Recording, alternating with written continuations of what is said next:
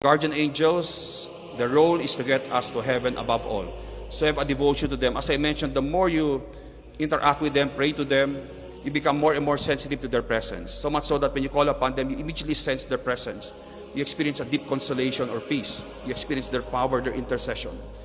And the more you engage in a relationship with your angels, they will become more and more tangible. Of course, you will never see them, but you will be able to sense a presence that is protective.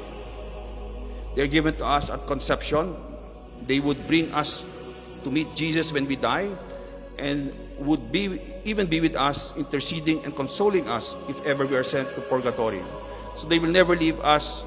From the moment of conception, even if we are sent to purgatory, they will be there consoling us, okay? Giving us hope.